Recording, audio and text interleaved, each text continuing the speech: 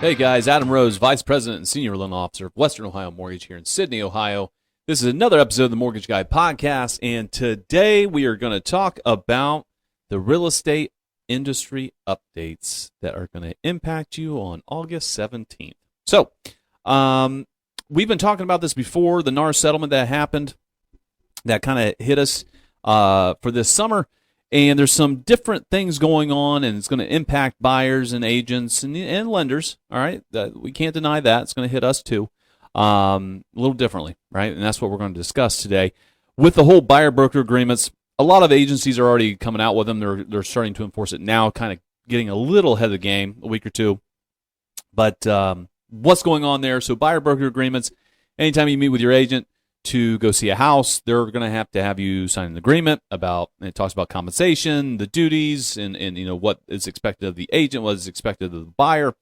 They're all going to look a little different, right? Some of them might be property specific, some of them might be for a week, a month, 6 months, you name it. It's all over the map, right?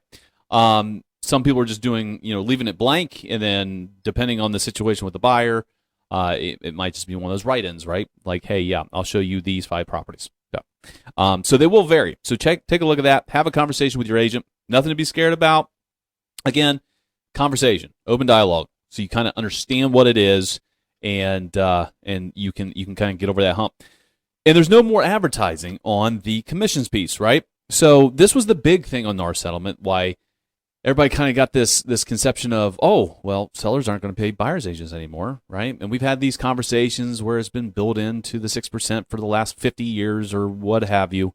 But nonetheless, they can't advertise that there's any buyer agent or buyer broker compensation for the buyer on the MLS, okay? Cannot be advertised on the MLS. So when the agent's going in, they could be going in blind, showing you a home, not knowing if there's compensation.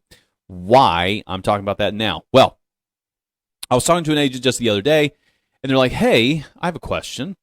And I think we've touched on this before a little bit, is how solid are these pre-approvals going to be?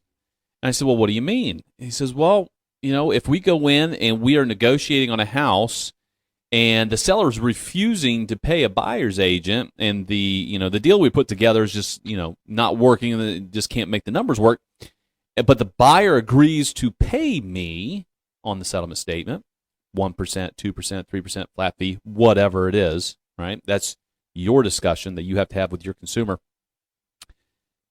Is this pre-approval going to be good anymore? So that's a good question. I said, well, it really just needs to be a completely open dialogue. So from a realtor standpoint, you might have to play a little lender game, right? So if that arises and you run into a listing that seller is hardcore, not happening, you're not getting paid, your buyer's going to have to pay you. And you have to have that discussion with your buyer, and they say, yeah, I can pay you $6,000. Let's do this. Let's write it up, all right? It's time to start asking questions, all right? Not only should you be asking your lender questions, whoever that lender might be, all right? But you need to talk to the buyer and have that open dialogue. I know it's an awkward situation. You don't really want to ask them these questions because it's not your job to do so. But it could prevent some problems, right? So they say, yeah, sure, I'll pay you $6,000, right? 2% commission. And we'll put it on the settlement statement. We'll settle all at closing. Well, from a buyer standpoint, they think, hey, I've got $6,000 in cash over here. No problem at all. I'll pay him. Well, more than likely, a brokerage is not going to accept cash payment. It's going to be on the settlement statement and all built into the buyer's cash at the closing table.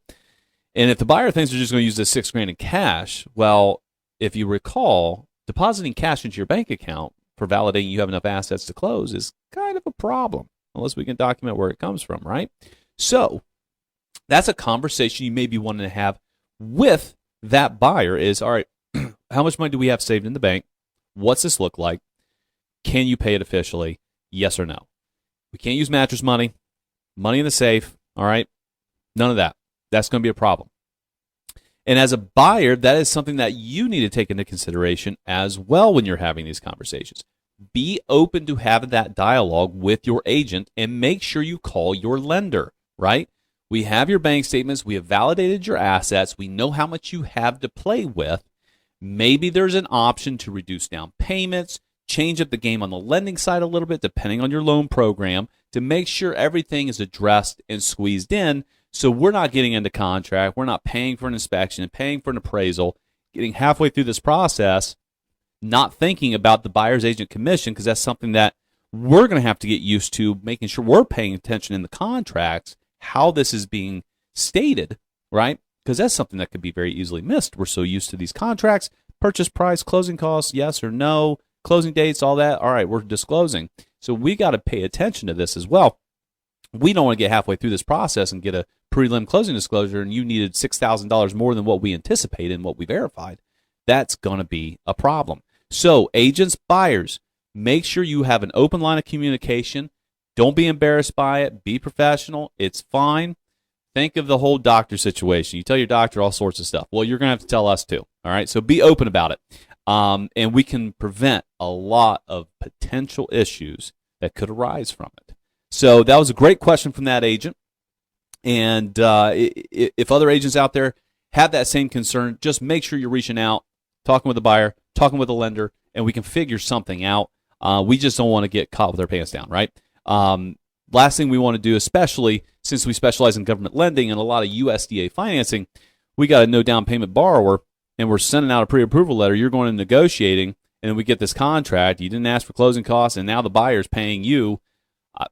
I'm not sure how that's going to work, right? So open lines of communication. Make sure everyone is on the same page when it comes to the broker compensation, and we won't have any problems, really, right? So that's the big update for this week, guys.